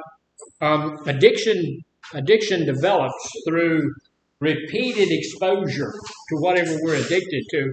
If repeated exposure alters our brain chemistry, particularly in the areas controlling reward, motivation, decision making, and a lot of those things. And we have talked about it. This is really important for us to know. This is a person now. This became a person. And right over here and behind your eyes is your limbic system. And that limbic system is your pleasure center, Mr. Bartow. That limbic system is your pleasure center. Yes, sir? The left or right side? I'm not sure. It's right in here, I believe. It's your pleasure center, and what it does is it's the reward system. It tells you when you've done a good job. When you do something that you enjoy, it releases endorphins into your body, which gives you a little bit of a taste of some legal opioids, and it just feels good. And so, it makes you feel good. It happens when you have ice cream or cake or something like that. But when you become addicted to something, it goes a little bit overboard on that, and it gets to a point where it says, if you don't do this, you will die. There are people who are addicted to almost anything in the world, and that limbic system is telling them that they must do it or they will die. So the limbic system is there to preserve life. That's what its point is. It's also there to bring pleasure. So here's the deal. Sometimes the limbic system will kill you. Your limbic system is the one that keeps you from holding your breath until you die. You can't do it. If you doubt it, try it. You can't hold your breath until you expire. You probably can't even hold your breath until you pass out. You may be able to do that. Some people might. But if you hold your breath until you pass out, your limbic system will take over and make you breathe. So you'll wake back up with a headache. So you cannot hold your breath until you die. But if you are underwater, if you're swimming and you go underwater, that's why you drown. Because you're holding your breath because you're underwater, but your limbic system says, breathe. You have to breathe. You need air. It doesn't know you're underwater. It just knows you need to breathe, and so you breathe. And you breathe in through your mouth, and you fill your lungs with water, and you suffer from croakification, right? So it does the same thing when you get addicted to anything. You get addicted to sex. It tells you you have to have sex. You have to have. If you don't have sex right now, you will die. I've had a lot of guys down through the years as I've talked say, "I'm addicted to sex." No, you're not. No, you're not. If you were addicted to sex, you wouldn't be here. You'd be in the bathroom. And, it's a real horrible addiction. It's terrible. And it affects both men and women. You're addicted to drugs when you don't have it, your limbic system. That's why we relapse. We get out of here, and the moment we get out of here, the availability is there. You can go to the store right there. You can walk a block from here, and you can get high. And so, it's there. The availability is easy. You can get a hold of it, and your limbic system starts screaming at you. If you don't use this, you will die. So your limbic system is doing you a really bad deal, but it's telling us we're going to die. And if we feel like we're really actually going to die, we're going to use drugs. We're going to go ahead and use whatever it is we need to use. So that's why we need to get to the place where we understand this is not a by myself thing. Because my limbic system has me convinced I'm fixing to die, then I'm going to go use. I'm going to go do something. So I need to have somebody, first off, I need to have a higher power so that I can call on my higher power. And then I need to have a sponsor, and I need to have some sober support people. I need to have other people in my life that I can call and say, hey, look him. I'm craving like crazy. I'm fixing to use. And my limbic system is screaming at me because you can't shut it down. It's trying to save your life. It's a stupid piece of meat. It believes you're actually going to die if you don't use more cocaine. So it's trying to save your life. And it's doing its very level best to do that. After a period of time, it gets to the place where it understands you don't really need that. You're still living without that. So you don't really need that. And it will stop screaming at you. But while it's screaming at you, you need to have some help to be able to deal with it. Multiple factors contribute to addiction. Development, genetic predisposition. Now, here's the deal. If you look and your mama and your daddy and your uncle and your grandpa and all of those people have problems with drugs and alcohol, you need to stay away from them because you probably, because of your genetic makeup, going to have problems with it too. So that's just intelligent. Just take a look at that. And now there are people that's not going to happen to. There's always that outlier, but that outlier is not us. We can't look at somebody that smoke 12 packs of cigarettes a day and they live to be 100. Okay, that's that one outlier that happened to that person. It ain't gonna happen to you. You're gonna get lung cancer. You're gonna die at 45. And we can't go for them. We got to go on the other end where 4,000 other people have done it and died. We don't need to go that one person. Because that's an aberration. That is not real. So in New Jersey alone, 85,266 individuals sought substance use disorder treatment in 2022, reflecting the widespread impact of the disease. So that just shows us that there's a lot of this mess going on out there. And so here's the deal. The very first thing up here is an E. Usually, now this is not everybody, everything is not everybody, but usually when we start using a drug, we are experimenting with it, right? The very first thing is an experimentation. We want to see what it's going to do. The very first time I smoked a cigarette, I wanted to see what was going on. My own dad was pushing it on me the first time I had a drink, same way. Initial, occasional use of a substance for curiosity, for pleasure, without yet forming a pattern of misuse. It's just something I want to do to see how it makes me feel, or see what it's like, or see what it's about, are usually it's a friend of mine or yours that said, well, look, yeah, this makes you feel good, you know, or something like that, or it won't kill you or something. Experimentation is just the occasional use of harmful substances to achieve a high. It is every substance you put in your body is harmful. You just need to know that. There's no safe drug. There's no safe, illegal, illicit drug. Or the drugs the doctor give you safe. No. Your body is not meant to have to use those drugs. I was taking lisinopril. Y'all know what that is? What is it? It is medicine, but it's for high blood pressure. I don't have high blood pressure. So I asked my doctor, why am I taking lisinopril? And they said, well, you're taking metformin. I said, what that's got to do with anything? Metformin attacks your kidneys.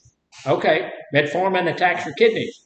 But lisinopril will protect your kidneys from the metformin. So the pills that they're giving you, supposedly to save your life, are not good for you. There are side effects and bad things there as well. So we need to be careful about that. Don't just go to the doctor and say, give me a pill. Is there any other way? And, you know, will exercise do it? Will diet do it? Will whatever else? And then here the other day, my doctor took me off the lisinopril. I said, okay, that's a good thing. One less pill. It's a little bitty tiny orange pill. I said, well, that's great. There's one less pill.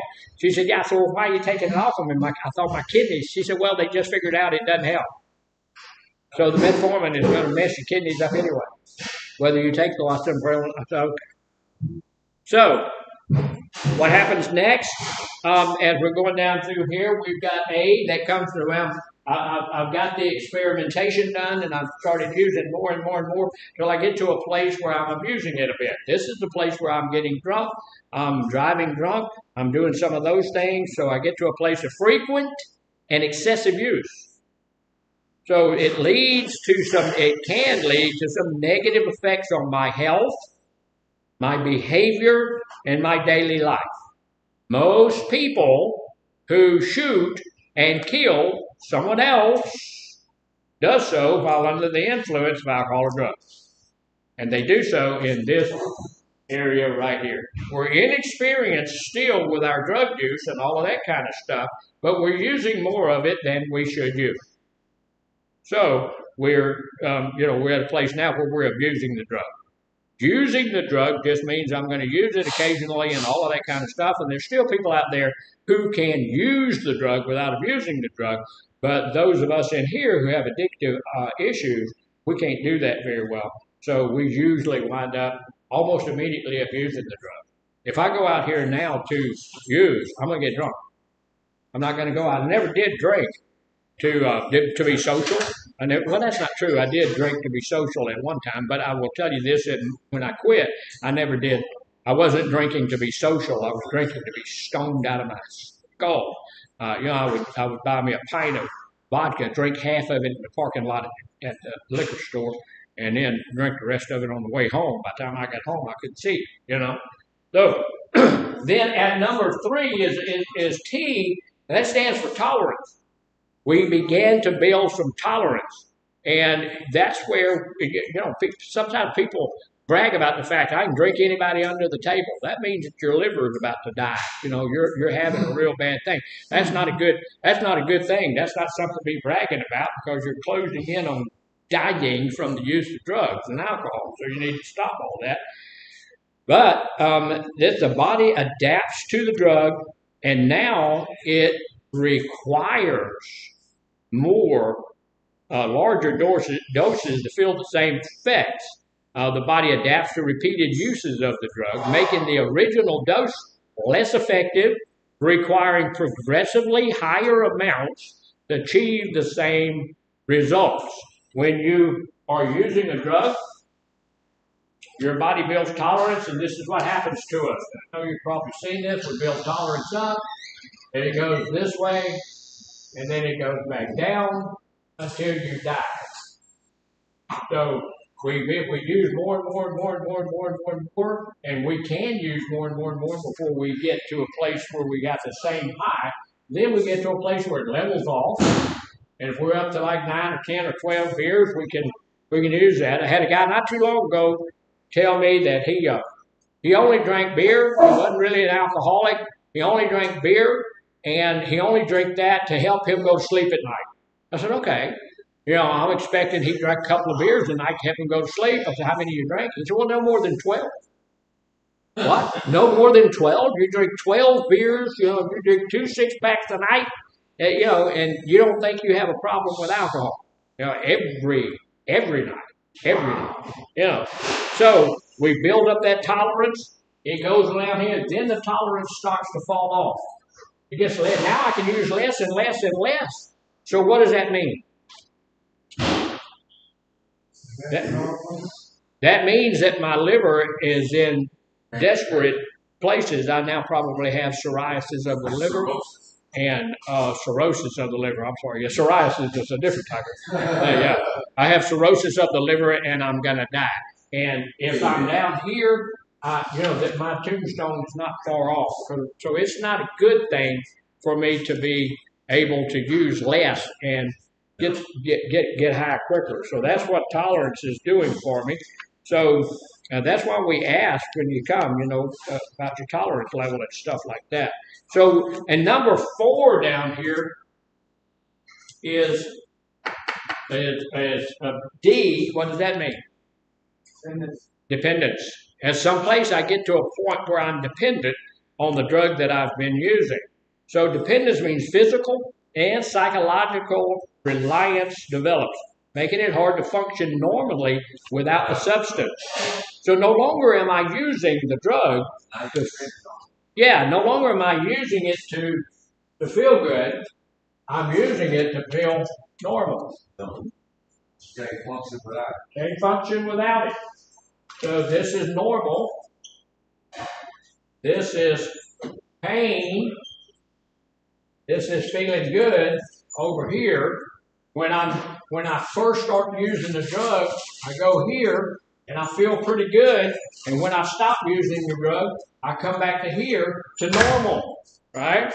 So over a period of time, I use the drug and I use more than I was using, and I go over here.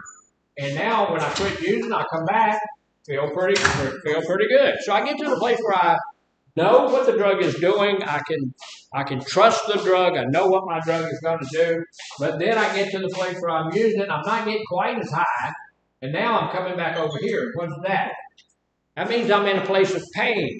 Now when I get over here first, I get hangovers or whatever that's going on for me and whatever there. As I continue, I can use the drug now after a period of time. It gets less and less, and it goes farther and farther this way. And at some point, it's going to, when I use the drug, instead of coming here, I go back over here into the pain place, and without the drug, I'm in the pain place. I use the drug way over here, and it gets me back to normal. So that's a place of addiction. Don't make any sense at all. It don't make any sense at all. So this, when I'm using now, I'm using to get back to a place of normal. And so, at that point in time, I'm addicted. I don't feel good at all. It's not helping me. That's called chasing the dragon. We're not going to get back to that place anymore. And so we're just using the drug now to try to feel better. So number 5 is A. What does that stand for? That's a place of active addiction. Its compulsive use continues despite clear physical, emotional, or social harm. Now, look, anytime you put any drug in your body, it's going to cause you physical harm. It is not good for you. It's going to do something nasty to your body, whatever time you do that. Every time you use it, every time you go out and smoke a cigarette, you cause physical harm to your lungs. Every time you do that. And it doesn't matter.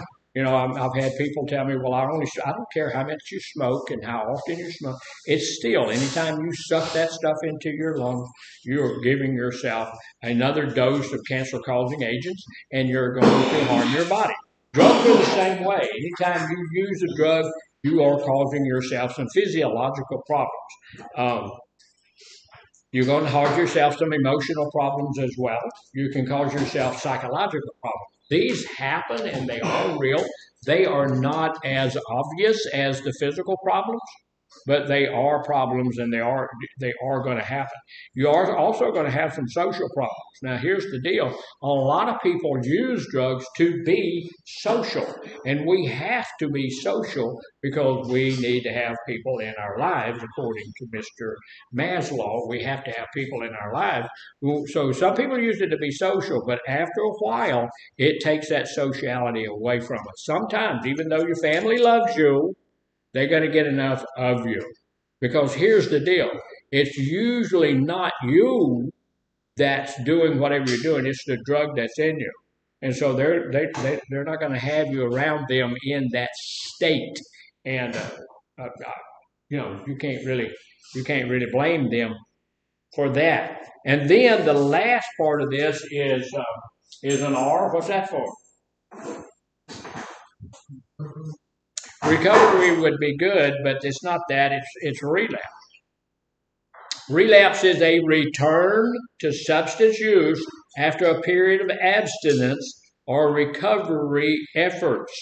Relapse is a part of recovery. Does that make it okay? No. No. And the reason it's not okay is because 50% of the people who relapse never come back. 50% of the people, if you go back out, some of us in here have relapsed 2 or 3 times and then, came back and got back into some type of recovery effort and all of that kind of stuff. But about 50% of the people either die or they stay in their active addiction for the rest of their life.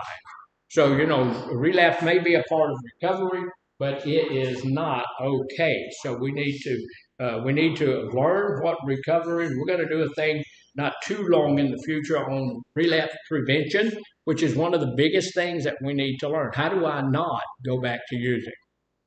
And going back to using this thing, what happens when you relapse? A lot of the time, when we relapse, we're way down here, we're in this cycle again, and we see our belief system kicks in, and our belief system, I've had 40 people. I had a lady over at North ask me several months ago. She said, I got a question, Dr. Garner. I said, okay. She said, just how long do I have to stay sober before I can start drinking again? Okay. You don't have to stay sober at all. Go now. There's a store within a few feet of you. Go get you something now. Because you either get in recovery or you don't. Staying sober is just being in our sobriety. And we can do that. 10 days at a time, 100 days at a time, 2 or 3 years at a time. Getting into recovery means a change of my belief system and a change of my lifestyle. If I'm going to be in recovery, I have to stay away from old people, old places, and old things. If I'm not willing to do that, I'm not going to get in my recovery, and I might as well go ahead and get me a little something right now. Now, I know that sounds harsh, but it's true. If you're going to go back to that same person that you were using with, you ain't got a snowball's chance in Phoenix. You always want to go nasty, don't you? Always want to go nasty. No, Phoenix. So what I do here when I relapse most of the time, we do this. We've already done all this, but we do it again. We go right back up here to a place where we say, okay, maybe I can have one beer. What is that? That's experimentation. I'm just going to experiment with my level of ability to stay sober. So look, I think I can do it. I've been sober. I hadn't had a drink. I hadn't anything. I hadn't had any drugs. I hadn't had anything for 6 solid months. And I feel real good. I've got a really good hold on it. I'm healthy, all of that kind of stuff. So I'm going to run by. I'm going to get one beer. That ain't going to get, 99% of the time you can go by there and you can get that one beer and you can drink that one beer and you can go home. You can. Usually we can do that. Usually just by sheer force of will, we can do that. We can do that one drink and we're going to be fine. But now it's not a reality. But here's the deal. Usually once we get that done, we get that one drink done, that gives us a big level of false confidence. I can look, I've just proved it to myself that I can do this. Dr. Garner sat up there and he said all of this kind of stuff, but That's not true because I was able to do it. Maybe I wasn't as big a drunk as I thought I was to start with. So I'm okay. So the next day, okay, I had a beer yesterday and I was fine. So I'm gonna go get me another beer. So go by on the way home, late from work, and I got me another beer. And okay, I had that beer and okay, nothing happened. I feel great. Everything is wonderful. Everything is fantastic. I go home, I eat a little something, I'm watching television and I start thinking about Bubba. Bubba's one of those old people. They told me I look, but I've already proved to myself and everybody else in the world that I can drink if I want to. So if I want to go over and see Bubba, he's a friend of mine. People ain't got the right to tell me that I can't go back and see my friend. These people will give you the shirt off their back. So I'm going to go because I love him and he loves me. I'm going to go see him. And so we go over, and of course Bubba's got a beer because Bubba, he's not in his recovery. I'm in recovery. Yeah, I can have a beer. I can have a beer with you. Now I've already had one today, but I can have one. I can have one more with you. And then 4 hours later, I'm laying out on the floor somewhere, and I've had 25 beers, and I've taken 5 shots of tequila, and I'm done. So we'll build ourselves back up. We start with that experimentation, and we're going to get to a place where with the experimentation, it's going to get us back to where we don't need to be. And then we're going, at that point in time, I'm abusing again, and I'm right back where I was before. I got my cycle going pretty good. I'm in that impaired thinking place, and I'm not feeling it anymore. And so we go all the way down the stupid thing again. Our dependence comes back up. We're in our active addiction again, and we're in pretty bad shape. So that's how addiction is. It starts out. That's how it does all of its stuff and all of that. So questions, comments, or snide remarks? Yes, sir. So I believe, like you were saying, that no drug is the best possible situation. Right. I was wondering if, like, holistic doctor would be acceptable because I believe that natural medicine is better for you. I believe that. He said, what about a holistic doctor, one who uses natural things and all of that stuff? Look, I don't want to go to any of them. I just want to eat right, sleep right, exercise, and follow what God would have me do, and then just be in good shape. That's what I like to do. But if I'm going to a doctor, I think a holistic doctor would be the one that would have a better idea, because all of those natural things are what? Natural. And so if we can do it with natural stuff, that would be, I think, 100%. Because the stuff that we're using, they've proven now that metformin, which I take twice a day, is way high toxic to your body. And it's not going to heal anything. You're never going to get well. If you have diabetes, you take metformin twice, 3, 4, whatever time a day you take it, it's never going to heal you. It's never going to keep you well. It's going to keep you wherever it's just going to deal with the symptoms a little bit, but it's not going to keep you well. Or it's not going to get you well. So, yes, sir. They call that stuff that kills them. So, side effects. It works in the disease that you're trying to help. Right? It's on the side effects. Yeah, I didn't hear a whole lot. I say, like metformin, the side effects is worse than Yeah. He said that the metformin and the drugs that you're using, the side effects are worse than the drug itself. Yeah, I'm on a little antibiotic, and I don't take drugs without knowing what they're doing. So I looked up the antibiotic, and they gave you what the side effects could be. So I'm going, okay. I decided to take it, but I'm still not. The side effects sometimes can kill you. So it's better if you can get off of the drug. And unfortunately, a lot of the GPs we go to are not specialists in whatever you've got going on. They can send you to a specialist, but they are not specialists themselves. I love my doctor. She's a sweet young lady. I've known her for 30 years, and she's great. I love her. but she's a GP. So when I go in there and I say, hey, this hurts when I do this, she'll say, take this pill. This pill is specific for when you do this. Okay. Okay. So, you know, and I talked to her. She gave me the medication, started taking it. It didn't help. So I went back and I talked to the other doctor. So what did he do? He said, here, I'm going to put you on some heavier heavier antibiotics. So you take this. So still, you know, if it hurts when you do that, well, let's give you another pill. So, like our regular doctors try to prescribe natural stuff as well. yeah, it would be good, but I will tell you this, that I learned a long time ago that there are some things out there like cinnamon and fish oil and stuff like that that will help with diabetes. And when I went to my endocrinologist and told her, hey, look, you know, I'm taking this and this, she poo-pooed that. She said, oh, okay, all right. If that would work, everybody would be all right.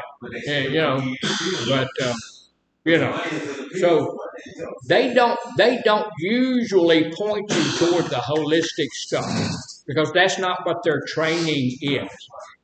One of the things that's kind of sad about your PCP is that they're not trained in addiction at all. Most doctors, most physicians have been trained 1% of their training. 1% of their training is in addiction medicine. So when you go and tell your PCP, hey, I'm addicted, okay, they'll give you drugs to help you with your drugs. You know, but they're not trained in that at all. I'm kind of unsure about taking medicine for my chemical balance. Yeah, I would be too. You know, any drug that I'm going to take, I'm going to research and check it out and do all of that stuff. And again, I'm working hard. And this is why I'm going to go to my doctor next Wednesday to figure out when can I go back into the gym. But I'm working really hard to get back off of this mess. You know, I want to get off of the drugs. So, you know. Oh, well, thank you, gentlemen. Y'all paid attention. I appreciate it. Ladies, thank you. And I will be over there after a while. I have a training. And after the training, which ends at about 12, I'll be over there at some point to pick up my stuff. And I appreciate y'all. Thank you so much.